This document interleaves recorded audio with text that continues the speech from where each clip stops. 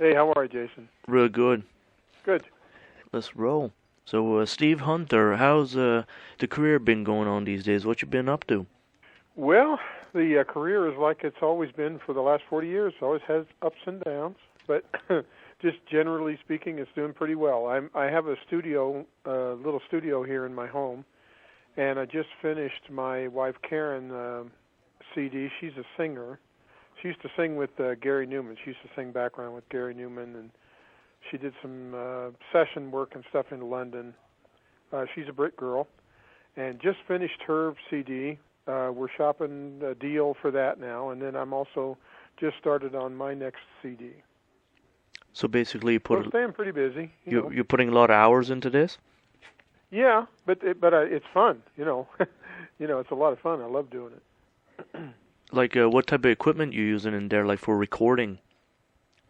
Well, I'm using Pro Tools LE. I have version 8. Of course, I mean, I'm still sort of an analog guy, but analog is just really too difficult, takes up too much room, a whole lot of maintenance, and a computer and Pro Tools 8 is really the easiest and most effective way to go nowadays, The sound quality is very good, so I'm quite happy with it. That's about it, though, really, just the computer and Pro Tools 8, and then, of course, my guitars and stuff. Now, for guitars, what you're using, like the same classic ones you used, like from Al Cooper days, or, new ones? No, I'm using new ones. I am now a Gretsch endorser. Okay. I endorse Gretsch. I've been endorsing them now for 2 or 3 years. I have Gretsch amps, and I have like a White Falcon and a Country Gent, and I have a couple of what they call G-Love Corvettes, which are really great solid body rock guitars. And then I also have a Fender Signature Beck Strat, which is one of my favorite guitars. It's a really wonderful sounding guitar. And I have an SG and a couple other things, but I primarily use the Beck guitar for soloing, and the Gretsch guitars for a lot of rhythm things and stuff. So, like, you said your wife's like a singer and all that, and right. You guys go on tour sometimes, like do local shows and stuff at the on the weekends? Well, no, not really. Not really. I have a little problem with my eyesight. It makes playing on stage nowadays a little more difficult for me than it used to be. It's not impossible, but just a little more difficult. It's too expensive to tour now unless you can really make some money at it. And it's, I don't think we couldn't put a band together or anything like that. It just costs too much money. So we're concentrating on recording. And then if the recording does well, if we get a deal and all that sort of thing, and there's some backing to go on the road, then we'll certainly consider that. So basically you can like release this stuff online and just go from there.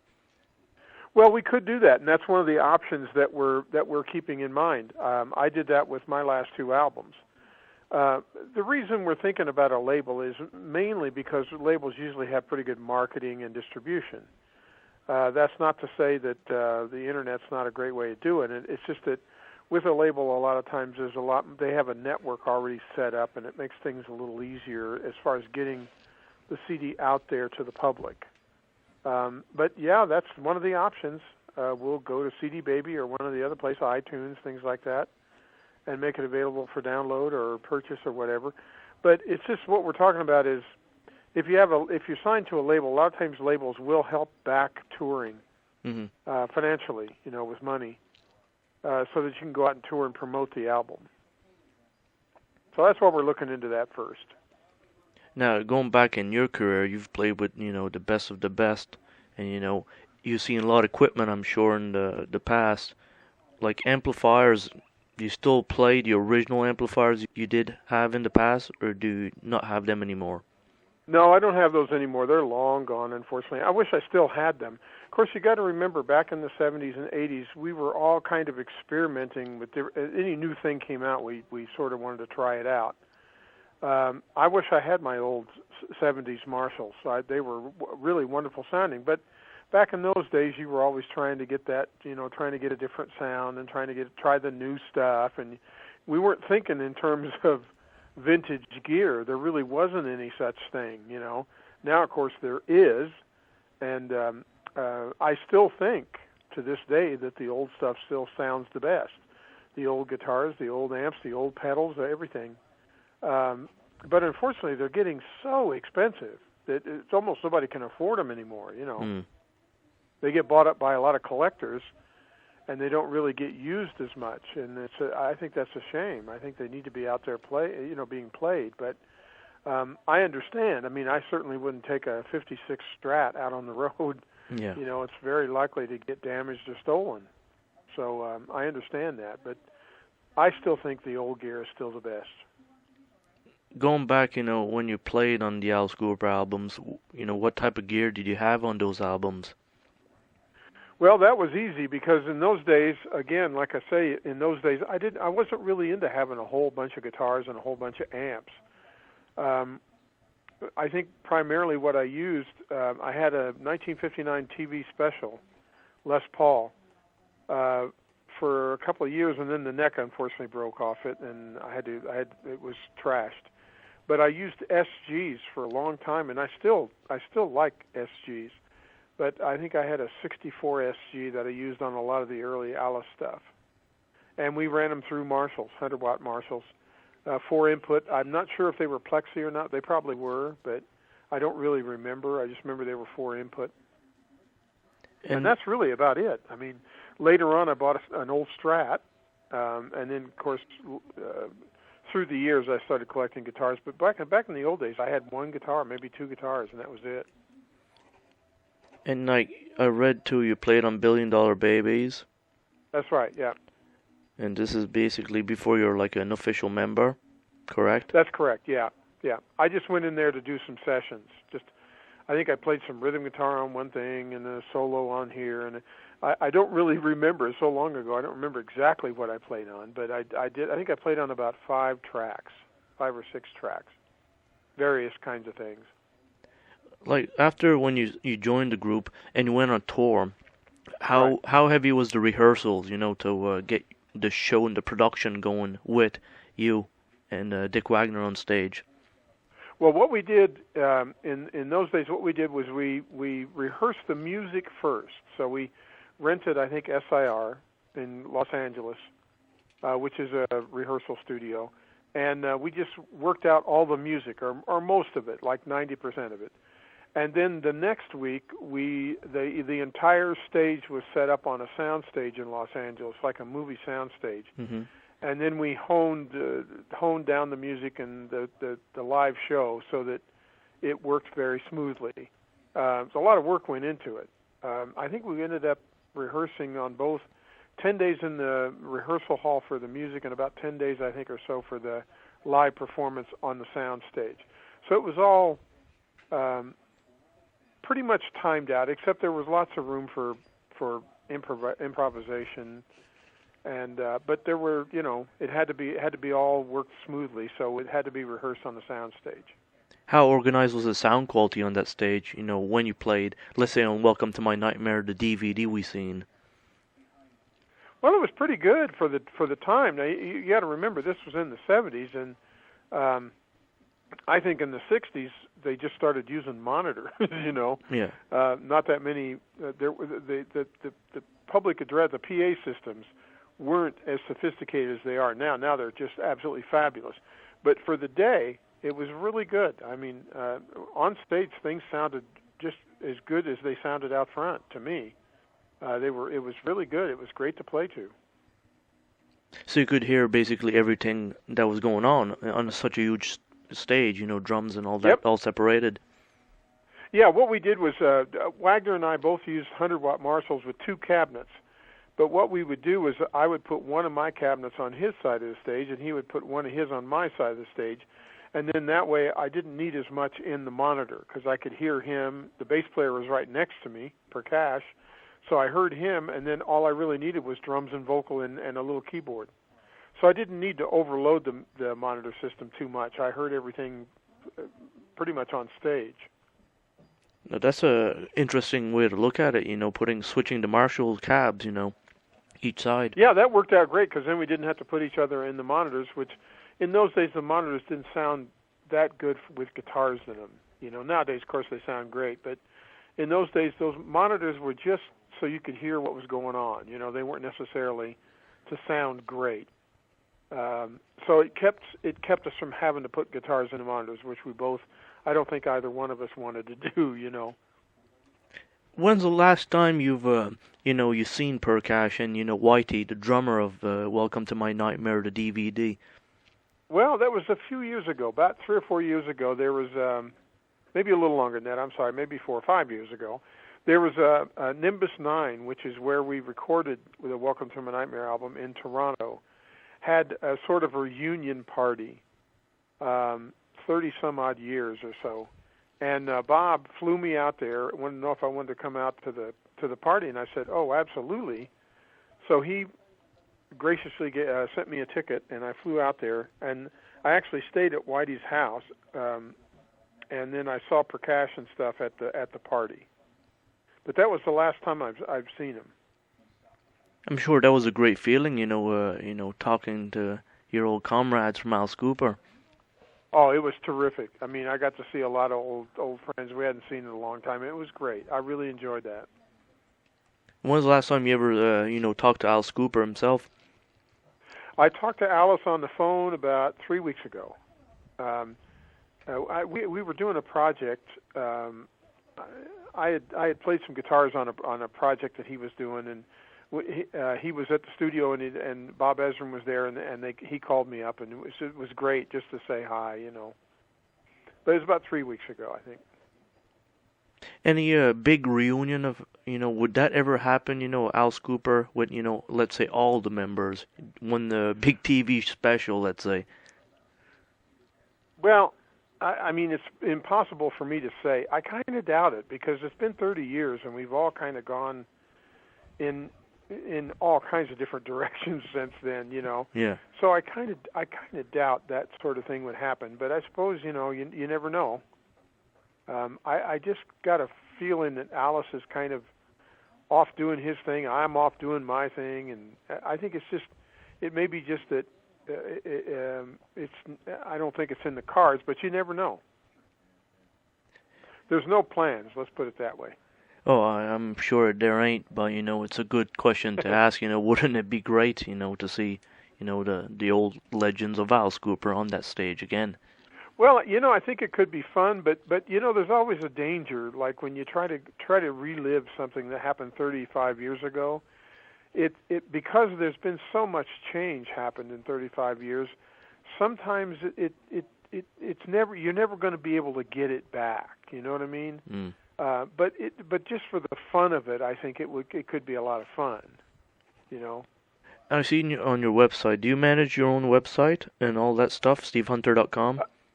No, I have a friend that does that for me occasionally. I haven't been on it in a while. I've been so tied up with this other stuff, and this friend of mine has been. He's a guitar player. He's been out on the road, so we haven't updated it in a while, and that's one of the things I plan on doing in the next couple of months. It's a good-looking website, and I'm sure you get a lot Thank of traffic. You. Yeah, I like it too. It's got great information on it. I just discovered you played with Meatloaf. Yes, I did. A really short European tour. I think I only did about 12 shows with him or something. He had the tour booked and needed another guitar player, and I ended up getting the gig and went over. It was fun. Had a lot of fun. It's a big band, and all the guys in the band are great. But it was really short. What year was that? No, I didn't record any albums or anything. But what year were you on tour? Oh, geez, I don't know if I remember exactly. I think it might have been 83, 84, something like that.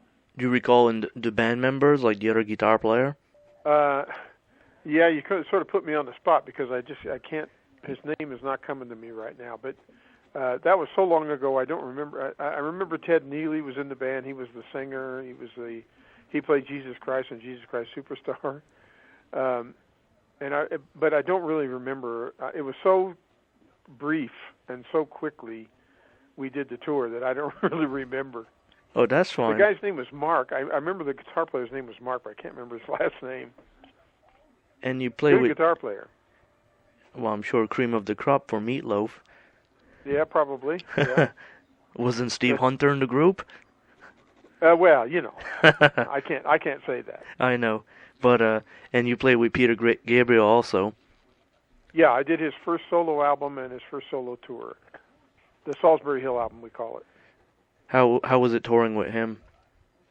Well, it's a blast. He again, a lot of great players. You know, Tony Levin and Robert Fripp and Larry Fast, Alan Schwartzberg, Jimmy Malin. There's a great keyboard player named Phil Alberg. Great players, and of course Pete was great to work with. You know, it was we had a blast every night playing all those great songs. You know. Do you have gold records on your wall? You know, from the Alice Cooper days. Yes, yeah, I do. Yeah.